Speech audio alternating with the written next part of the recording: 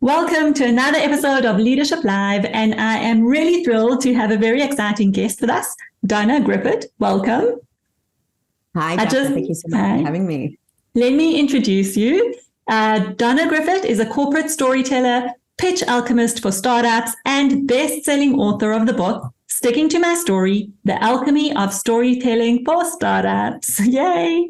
She has worked globally for over 17 years with Fortune 500 companies, startups, and investors in a wide variety of industries, helping them create and deliver presentations, pitches, and messages. She knows how to spin raw data and to drive results. So I am really excited to talk to you today, Donna, because it's going to be all about startups. It's going to be pitching. It's going to be storytelling. It's going to be really about what is the story of the startup?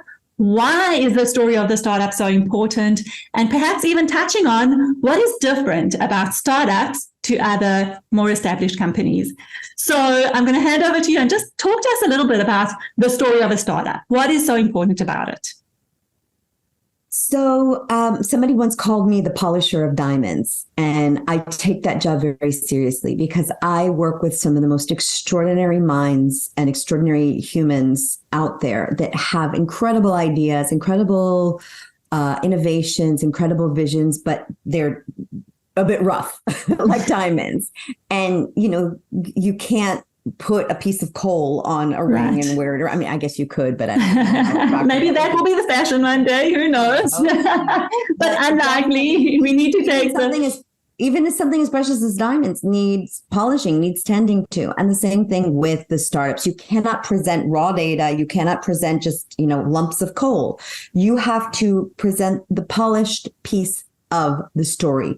So it's not about taking numbers and facts and figures and technobabble and throwing it on a PowerPoint or a Google Slides and saying they'll figure it out because they're smart. They are smart, but they have zero patience to sort through spreadsheets and hardware architectures and whatnot.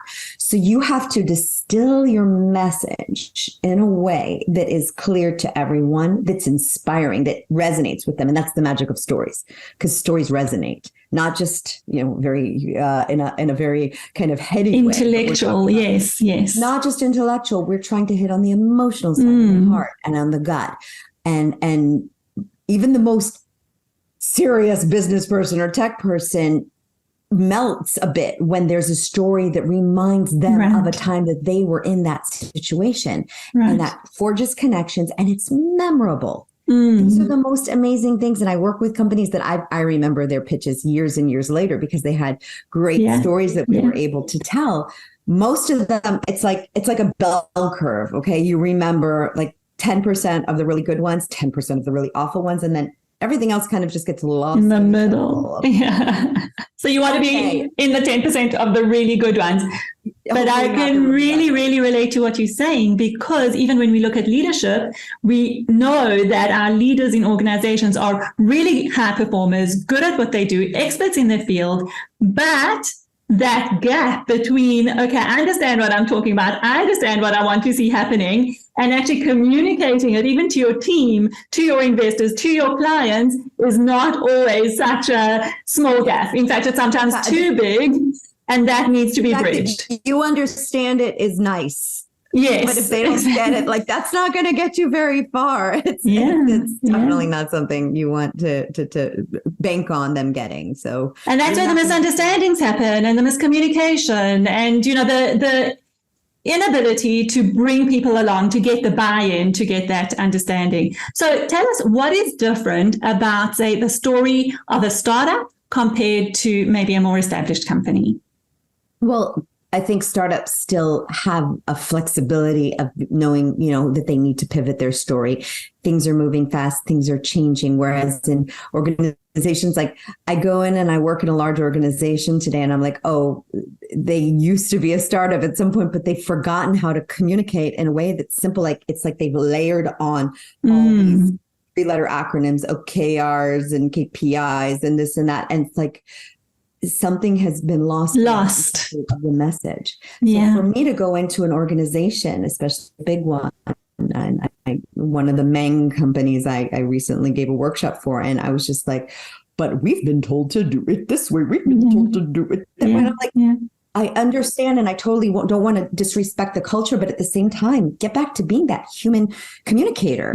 And what makes us so human and what helped us outlast the Neanderthals was our ability to tell stories. And that's Yuval Noah Harari from Sapiens saying that. And Donna Griffith is saying that I think this will be what outlasts AI. The fact that, I mean, AI is going to tell stories, but it's going to regurgitate a lot. And it's brilliant what's happening. But at the same time, our own personal stories and the connections we can make with it to moments in life. And metaphorically, and the connection, that is truly what makes us unique as humans. I love that. I love that so much. Until they can get so story creates connection. And for me, what I see with the startups that I work with, there's always a story of why it got started up in the first place. There was some problem that the founder was absolutely passionate about solving, either from a personal experience or from something that they saw in the world, that they really had the passion and drive to find a solution for something that's going to change the world. And that is a story worth telling. So I find with startups, the story is there. It's there, and it needs to maybe unwrapped, it needs to be polished, but there is a story there. For more established companies, and I do work with them as well, in the discover your why or whatever process, but it needs more unwrapping and more, let's connect to what's actually happening here. Whereas with the startup, it's really, really under the surface, and it makes it exciting. And you've hit the nail on the head. There's always an origin story. It may not be the sexiest story, so sometimes we might want to take another story that happened a little bit later on to kind of use that as a story. Nobody's looking chronologically, and that's the beauty of storytelling. Now, again, it's not lying. It's taking poetic license, and the fact that you can kind of adjust your story to be able to paint a picture. And it's many stories. It's not just one story. So it's many stories. So how do you actually thread them together? The organization, I gave a workshop in the other week. They talked about two of their head honchos, and one who is a very dry presenter and not, very charismatic storyteller. The other one, they're like, he could tell a story about something he saw happening at his desk at a moment and then bring it out. And it's like everybody's enraptured. So it doesn't amazing. have to be Exactly. big, pivotal story. It can be a moment that you had walking your dog. It could be a moment that you had in the shower. It could be a moment you had reading an article and then something just clicked in for you. Those are stories too. Stories happen to us in slices of life, in our day-to-day moments. And when you can find those, like the other day, I realized, because somebody asked me, why do you call it alchemy? Why is storytelling alchemy? And I thought about it, and I'm like, well, it's not just magic, because magic is kind of smoke and mirrors, sleight of hand, making us see things in an illusional kind of way. Whereas alchemy is taking an element that exists, mixing it with some other elements and creating something that is much superior to what it was. If real alchemy was trying to tune things into gold, that's exactly what it is, because you already have great stuff there. Exactly. It's there. It's there. It's the raw materials. Let's work it. And having an effect on each other that creates something even more powerful. And that it's a magic moment, but it's more than that. It's alchemy. It actually is transformative. Yeah. Awesome. So I actually want to dive into, and I know this is what your book is about, so we'll put the book title and link in the show notes, but really a big part of telling the story is writing a winning pitch deck. And I think that's your area of expertise. And you even say you can do it in under 2 hours. So I wanted to hear a little bit about that. What are the do's and don'ts around writing that winning pitch deck that, people who are listening and are thinking of starting a startup or already in the process, what should they know about it? So in the book, I take sort of the ancient art of storytelling, which has been around for over 36,000 years, starting off where we had very visual storytelling with cave paintings, evolving through hieroglyphics, and then through the early Greek tragedies and Aesop's fables, and then through newspaper, print, television, broadcasting. Here we are back to a very visual thing now with TikTok and Instagram. We've kind of come full circle in storytelling, back to that very primal visual short form content. And that connects with something that is so old in our brains. And then people will see the structure that I put, which is I call it a 4-act play. Because the plays were written in chunks, and so should our presentations. And And it starts off with the problem and the solution. And everybody's like, seriously, problem solution? Like that's the innovative thing that you have, that you wrote a book about? Yes. I'm not claiming that it's new. It's just in a new way. It's been around way longer than I have. And it's thinking about it, giving it some thought and putting structure to it, which is really important. The structure of our brain has not changed in 36,000 years. That's the last time we got a hardware upgrade to our brain, when we had the prefrontal cortex, which gave us this ability, among other things, to visualize and to understand visuals. But our brains have been the same. And yet we go into these, now we're in a corporation and we must speak like this. And no, we want to get back to that unique thing. People sat around campfires telling stories. People tell stories at the holiday table with their families, and you hear it again and again. I was at a close friend of mine's 50th birthday last night, and her parents were there looking on, and she, and we were talking to them, her close friends, and they're like, oh yeah, she was like that as a kid, and then telling these stories. It's like you get these moments, these glimpses into people, and that business is no different than that. So my first thing is use a structure of chunking your information in a way that helps our brain absorb all the information. Great. So basically, just as the very basic structure, it's your problem, your need, your opportunity, told hopefully in a story, solution, what it is that you're doing in a simple way, what it looks like, how it works, the demo, then going into the business to back it up, the market side, the data, the business model, the data, the competitive landscape, and finally coming full circle and moving forward, the vision for the future. Now we want to sprinkle the vision in a bit. Simon Sinek talks about the why. Yeah. We want to know our why statement. What wakes you up in the morning? What keeps you up at night? What drives you? And then at the end, okay, now that we've seen this beautiful evolution of the product you have, how far can this go? What do you envision for the future? Even if you're not there now. And some people are afraid. They're like, oh, but isn't that going to look like I'm kind of all over the place and I lack focus? No, because not at all. Yeah. It's not that we're working on all fronts right now. We're very focused on what we're doing now, but we know that once we've captured this, it can get much better. Additional industries, additional users, additional use cases that are going to make this something that is truly transformative.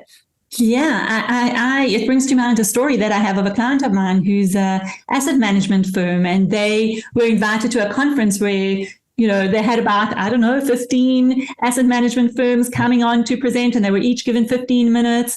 And we were working on their presentation. And I said to my client, they're going to be 15 presentations, and they're probably all going to look the same with the data and the stats and the, returns that they were able to achieve and the portfolio composition and all sorts of things like that. So I said to him, why don't you start with a story? And I know that he had a very strong why. You spoke about Simon Sinek's why. So why they established this firm in the first place. And I said to him, just start with that. Tell your story. And that, and it turned the whole presentation upside down, because they started with why. There was such a powerful beginning. And then exactly as you said, the what is it that they do, and a little bit of data to back it up at the end. They were the only firm that was called back at the end of the conference for more questions, because the audience wanted to hear more. They were hooked, they were remembered, and they wanted to know more. So I think it's really powerful to understand the power of story and how you present. So, and lovely. There's the famous story of the bicycle story. Have you heard this one? Where two EMBA students graduated and were applying for the same job for a hedge fund, and one comes in and talks about how he's magna cum laude and quant computing and this and that, and learns all those things. Really great, really wonderful resume, all right on paper. The other guy calls his father in the night before the interview, and he said, Dad, they're going to ask me tomorrow, why am I right for this job? Why should they hire me? And he had to explain to his dad kind of what investment banking and hedge funds were a little bit. And he's like, oh, that's simple. Tell him about your bicycle story. And he said, what bicycle story? He said, don't you remember when you were a kid, you would kind of go around the neighborhood, look for beaten up bicycles, take off the rust, repair the tires, make them new and shiny, and then sell them for $100. And that was your business. And that's basically what it sounds like that you're going to be doing there. So the guy goes in the next day and he said, and they ask him, why should we hire you? And he said, well, because of the bicycle story. And he tells the bicycle story. And now who do we think gets hired? Not quant guy, bicycle guy. Why? Because the person that interviewed him can now go back and say to the team, I met this guy and he was selling bicycles as a kid for a profit. And he saw this ability and he was able to do it. And then 10 years from now, when he's made partner and they're all, his boss is giving the congratulatory speech, she's going to go back and talk about the bikes. And now it'll be $300 instead of $100 because of inflation. And then also when he's going down to some little town in Tennessee and playing golf with a potential client, that's going to be the story that connects, not the quant guy. Yeah. So it's a very human thing. It doesn't make us any less talented or skilled or powerful in what we're able to do for people. Yeah. Absolutely. It's relatable. Yeah. And exactly. People are going to remember you. People are going to remember. It's going to make an impact. And that's the second tip. So 1 is stick to a structure. 2 is feed in the stories that matter. So like you said before, Daphna, the origin story. Why did you start this? What brought you? What inspired you? What showed you that there was a problem in the world that was big enough for you to leave your day job and head out on this crazy adventure called a startup with a total unknown ending? And why was it there? So I have stories in my book. One of the founders I worked with, on his honeymoon, they couldn't find local authentic food. All they were seeing was souvlaki all around.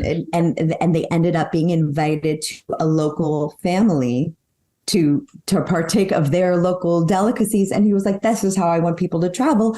And he created the company Eat With, which was acquired in 2017, but it kind of turned a home into an Airbnb Amazing. Restaurant. Yeah. Another one, his father was diagnosed with type 2 diabetes, his 50s, and completely lost his vigor and vim. And he set out on a quest to find a cure for his father. And along the way, he created a supplement that took his blood sugar levels down to pre-diabetic levels and is able to do it for everyone. So again, these are stories. So one's a really small moment of like, oh, I couldn't find food good enough on my honeymoon for me. Another one is my father was really suffering.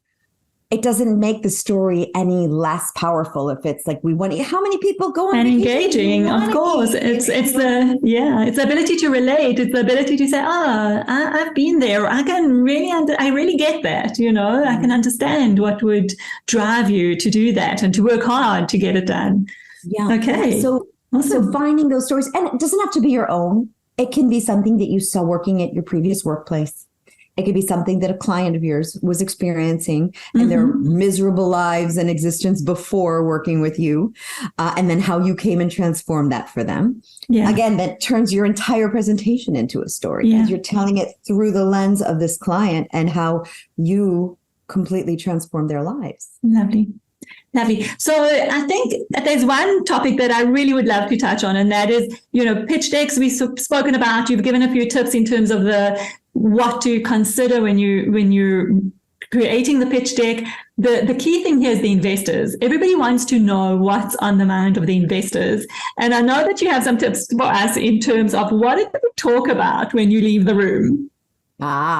So I'm very fortunate that I get to be a fly on the wall a few times a year and sit in on sessions where companies that come to Silicon Valley pitch to Silicon Valley investors. It's a 5-minute pitch. It's not a full-blown pitch, but they're asked to be very candid in their feedback. And I sit there scribbling furiously on my computer, taking down every single note to kind of get into the mind of an investor. And it changes. And every few months, the face of the market changes and the trends change. So trends, this is a very important piece. Investors look at trends. Investors look at waves. Investors look at signals, which is why we see, suddenly this field is getting all the investments. Oh, and now it's moved over to here and this one is cooling off. Or crypto last year really suffering because so many investors invested in the FTX debacle, and that they ended up all losing a lot of money. But I mean, what led that to happening? There's very few outliers that don't invest in these signals. So everybody's getting into crypto. Everybody sees this as the future. Everybody, great, we're all going to put our money there. Oh, okay, that's gone. Now it's AI. Everybody's looking for AI infrastructure. So you want to be able to prove why you are an urgent need in the world. Okay. And it's not just investors putting money into it. That's great. If you have competitors that have just received big rounds, that's actually a very good signal for you. Nice, I like that. So if your competitors are receiving big rounds, it means it's on trend. They want to see an urgent need. What else are investors looking for? So an urgent need can be behaviorally. What is the market doing? What are people doing in terms of their buying habits or their adoption of technology habits? Or maybe technological maturity, something that's being shown, or maybe a new law that's about to come down the pipes in 2025. So, for example, I had a client working on info security several years ago, before GDPR and CPCC and all these laws came out. And at first, nobody got it. Nobody understood why. What is this GDPR mumbo jumbo? And like, why is this important? Because he had a solution for financial institutions for that, until out came GDPR and sites were blocked in Europe, right, being fined, and suddenly everyone was scrambling for his solution and ended up being acquired. So if you can show that urgency like a crystal ball coming down a few years from now, and even you, so nobody understood GDPR until it hit. Let's be smarter with this law or this regulation that's coming down that will force us to do X. And here, this is how we can serve X. Good. So what are some of the, give us some funny ones. Like, what have you heard behind closed doors that have really raised your eyebrows or surprised you in terms of presentations that were done? Waiting too long to deliver good news. Like, wait till slide 17 to say that you are working with 3 big enterprise clients, and you have great monthly return rates, and you've closed a round of funding. Suddenly it's seriously, why didn't you say that before? Okay. So don't be shy to brag. Put your brag pieces up front, the good news up front. Have serious traction, even if it's just one thing. I worked with a client a couple of weeks ago, and they closed Estee Lauder as a design partner, as their first client, one brand within 23 that has the tens of thousands of sub brands under it. That's a huge thing for a young company. So putting that up front, and then we built the whole narrative around it. Don't wait for good news. They know how hard it is to close contracts and to close funding. And Awesome. What else? Give us another one. Another thing will be arguing with investors. Yes. Okay. Tell us about that. Yeah.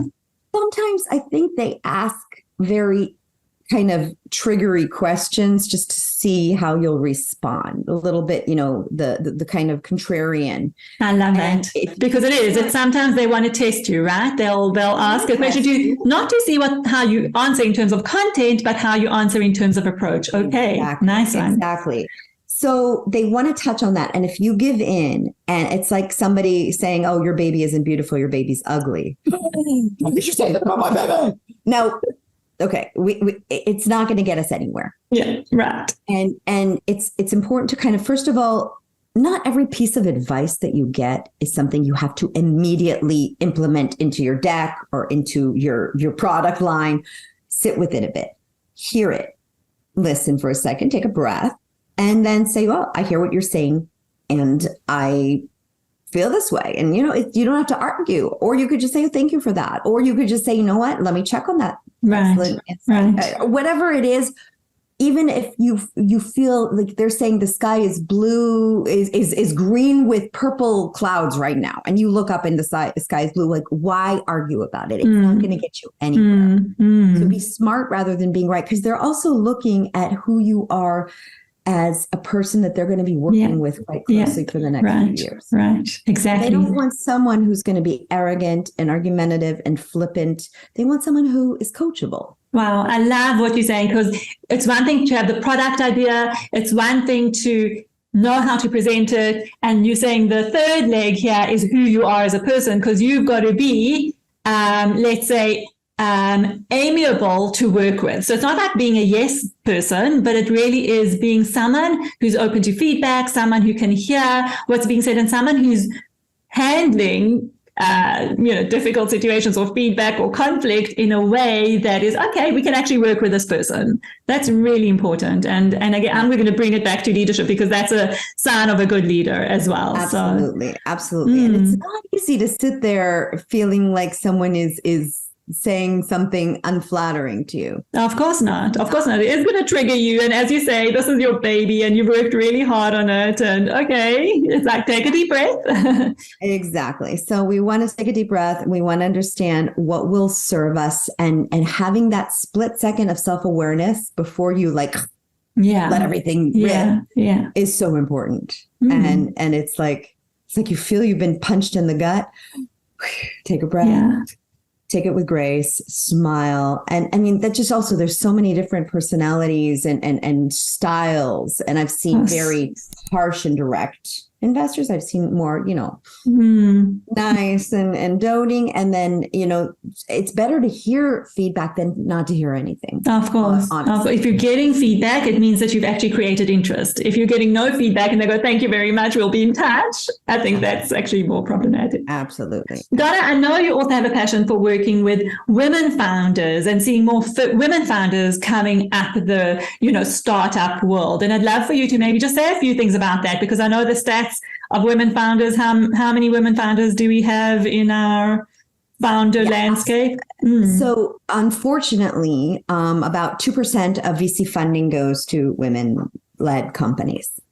And I don't even want to get started on minority-led companies or Black women-led companies. It's just abysmal. And I think a lot of it has to do with history and how it's been up until now. And there's still, unfortunately, as far as we've come as women, there's still such a long way to go. And as soon as we get boardrooms that are 50-50, and as soon as we have more women investors and VCs, I think it's going to be less of an issue. It's not that all women will invest in women, but it's much easier for women to understand because oftentimes women founders are creating products that are women geared. Not all. Okay. But for me, and there's this kind of unfair double standard of women getting scrutinized for their numbers. DocSend just put their yearly report of, how long investors spend on slides. So you can actually see, because they get time, they can see. Yeah. So which slides they stayed on for women founders and which slides they stayed on. Wow, that is fascinating. Fascinating data. Of course, what do you think, Daphne, were the ones that they stayed on more for women founders over men? So the data and the metrics, really? Wow. And the men, where were they focusing on the men's side? The solution more. Wow. Because it's like a given. Of course, he's a man. Of course, you'll know his numbers, which, is wow. That just goes to our unconscious biases. They probably don't even realize they're doing it. Well, and then until the data shows it. Until the data shows, yes. So I always tell women founders first of all, I have a community of women founders and investors online called Women Founders Unite. All your listeners and yourself included are welcome to join, because Thank you. We want to foster sort of a community of giving back and supporting and finding a way to help amplify each other. So if one woman has succeeded more or maybe failed and she wants to teach her learnings, or, awesome. Oh, can I connect you? Oh, can you recommend it? There's this very special camaraderie that comes with it. And I'll do the opposite of what Madeleine Albright said. I think we all have a responsibility as women to help other women. I don't think there's any other way. Beautiful. So for me, I do say, listen, you're going to be scrutinized as a woman on your numbers and everything. It sucks, but at least you know it, and you can know those numbers. You can be ready. You can be ready, because there's no reason to not have those numbers up to scratch. There is absolutely, that's the easy part, actually. I think the much more difficult part is to, have the idea and communicate the story in a way that's engaging. So, yeah. That women do much easier, usually, the story piece. But when it comes to the brag, there's this the brag. Oh my gosh, it's like, don't toot your own horn. It's not modest. And it's like this fear of being seen as someone too aggressive. So you need to, numbers will make them believers. If you have the solid numbers of growth and you have the solid numbers of engagement and testimonials from clients. Okay. You got their attention. So, and then go on. I don't think it's a brag when it's real. Yeah. Yeah. When it's real, and when you're pitching for, investors to put a lot of money in, it's not a brag, because it's just data. It's just data. Because I ask women, how would a 24-year-old Stanford grad who thinks he's like God's gift to the earth pitch? Would he have a qualm, a second of like, oh, well, that's not exactly, So again, don't fudge your data, but don't be afraid to bring the good numbers front and center. Yeah. And not wait on that. It doesn't have to be like, I'm sure you've heard the stats of like women and men sending resumes in for a job.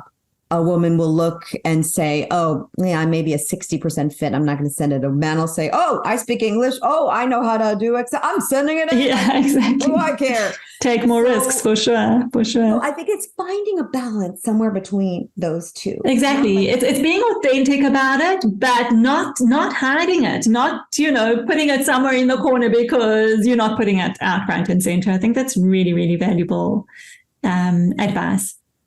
It's so Donna, I think we're coming to the end, and I really want to say, what is maybe a key message that you would like to leave our listeners with? What do you think is the most important takeaway for them?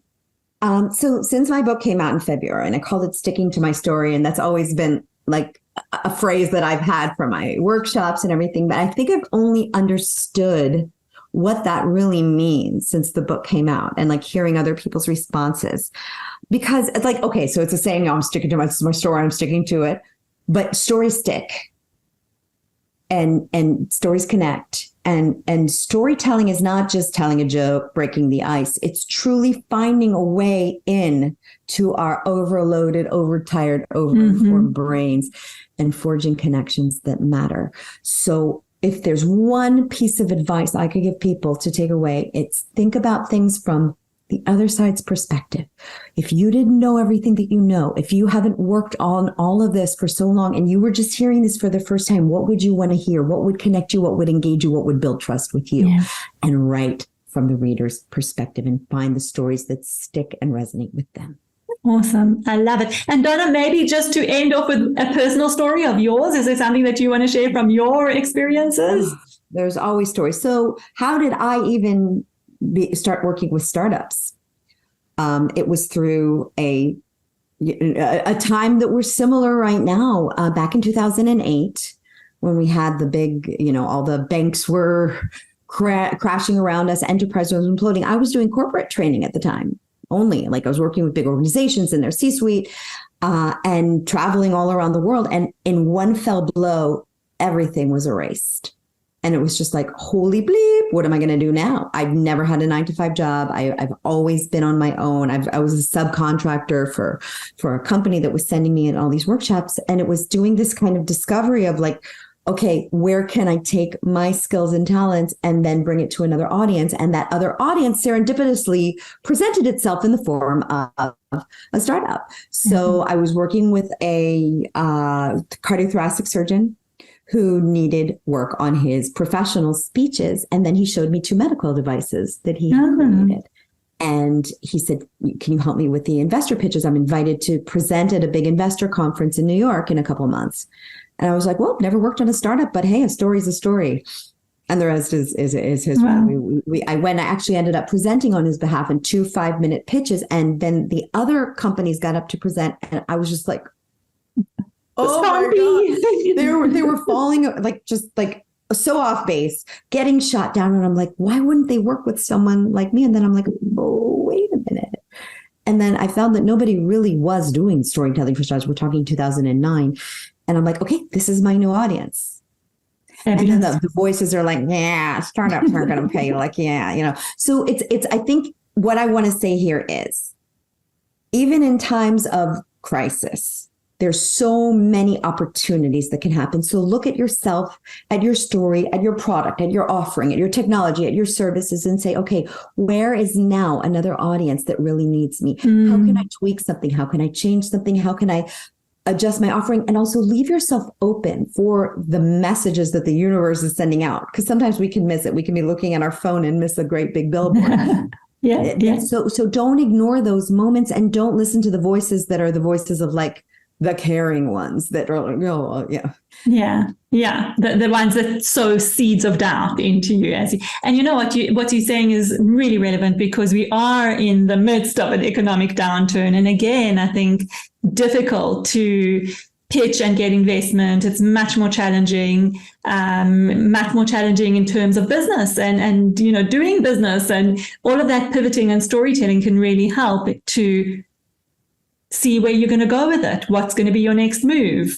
How are you going to approach investors? Still investing, maybe less, but how are you going to approach it in a different way? How are you going to approach your clients, your employees? It's relevant to everyone. So just want to say thank you. Thank you for being here today. Really appreciate your energy and enthusiasm and your storytelling. And we'll put all your details in the show notes so people can get your book, contact you, join your Women Founders community. Absolutely. And anybody mentioning Daphna's podcast, please, if you're scheduling a call with me, mention Daphna, you will have a special listener discount. So fantastic. Okay. Thank you for that, Donna. Wonderful. Thank you, Daphna. Wonderful. Thank you so much.